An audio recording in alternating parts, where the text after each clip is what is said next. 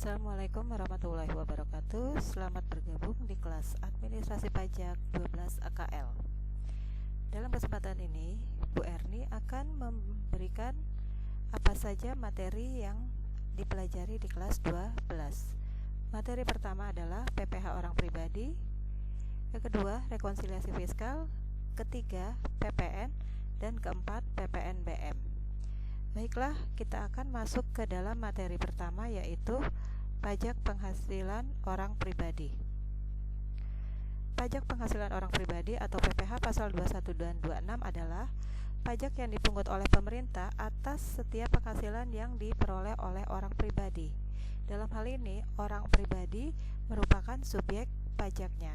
Siapa sajakah orang pribadi yang menjadi subjek PPh pasal 21 atau 26? Dijelaskan dalam slide berikut ini.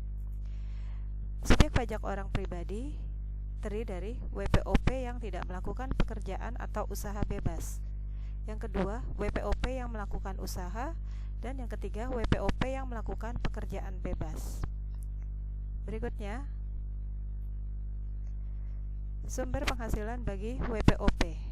Yang pertama, penghasilan dari pekerjaan dalam hubungannya memiliki hubungan pekerjaan berupa gaji atau honorarium. Ini adalah penghasilan yang diperoleh oleh WPOP yang bekerja sebagai karyawan, PNS, TNI, atau Polri. Penghasilan dari pekerjaan bebas, artinya penghasilan ini diperoleh dari pekerjaan yang berasal dari profesi yang dimiliki oleh seseorang. Yang ketiga, penghasilan dari usaha dan kegiatan. Artinya, penghasilan ini diperoleh karena orang tersebut melakukan suatu kegiatan usaha atau perekonomian. Yang keempat, penghasilan dari modal baik harta bergerak maupun tidak bergerak, contohnya penghasilan dari bunga, dividen, royalti, sewa, dan sebagainya. Yang kelima adalah penghasilan lain-lain, contohnya pembebasan utang dan pemberian hadiah. Pedoman teknis tentang tata cara pemotongan, penyetoran, dan pelaporan PPh pasal 21 atau 26 diatur dalam Peraturan Direktorat Jenderal Pajak Nomor 16 Tahun 2016.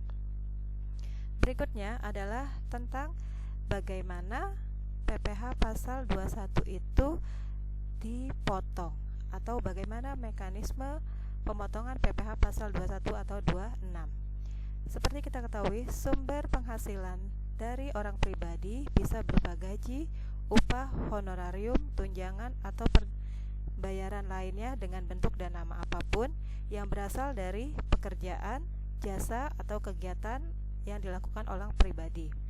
Siapa saja subjek pajaknya? Subjek pajaknya bisa subjek pajak dalam negeri dan bisa juga subjek pajak luar negeri. Subjek pajak dalam negeri adalah subjek pajak yang berada di Indonesia kurang lebih selama 183 hari dalam waktu 1 tahun. Sementara subjek pajak luar negeri adalah subjek pajak yang berada di Indonesia tidak lebih dari 183 hari dalam waktu 1 tahun. Untuk subjek pajak dalam negeri, pajak penghasilannya akan dikenakan PPh pasal 21.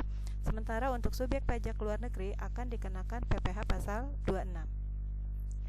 Pemotong PPh pasal 21 atau 26. Yang pertama adalah pemberi kerja, yang kedua bendahara atau pemegang kas pemerintah, yang ketiga badan atau lembaga dana pensiun, badan penyelenggara jaminan sosial tenaga kerja, dan badan-badan lainnya yang mendapatkan kewenangan. Yang keempat, orang pribadi baik berbentuk usaha perorangan maupun bentuknya badan. Yang kelima adalah penyelenggara kegiatan. Pemberi kerja bukan pemotong PPh pasal 26. Di sini ada juga orang yang memberikan pekerjaan kepada orang pribadi tapi tidak berhak memotong atau melakukan pemotongan PPh pasal 21 atau 26. Siapa sajakah mereka itu? Yang pertama, kantor perwakilan negara asing, organisasi internasional, pemberi kerja orang pribadi yang tidak melakukan kegiatan atau pekerjaan bebas. Kemudian, penerima penghasilan yang dikenakan PPh pasal 21. Ada pegawai, penerima uang pesangon, penerima dana pensiun atau tunjangan lainnya, atau jaminan hari tua atau ahli waris dari penerima dana tersebut. Yang kedua, bukan pegawai. Yang ketiga, anggota Dewan Komisaris, berikutnya mantan pegawai, serta peserta kegiatan, baik kegiatan lomba, kegiatan rapat, atau kegiatan-kegiatan lainnya yang ada kepanitiaannya. Penghasilan yang dikenakan PPh pasal 21 atau 26 yaitu penghasilan pegawai tetap baik yang teratur maupun tidak teratur, penghasilan penerima pensiun secara teratur, uang pesangon, penghasilan pegawai tidak tetap atau tenaga kerja lepas, imbalan kepada bukan pegawai, imbalan kepada peserta kegiatan, imbalan kepada Dewan Komisaris, imbalan kepada kepada mantan pegawai maupun kepada penarik dana pensiun. Selain itu, PPh pasal 21 dan 26 juga dikenakan terhadap natura atau kenikmatan yang diterima oleh wajib pajak PPh final maupun wajib pajak dengan norma penghitungan khusus.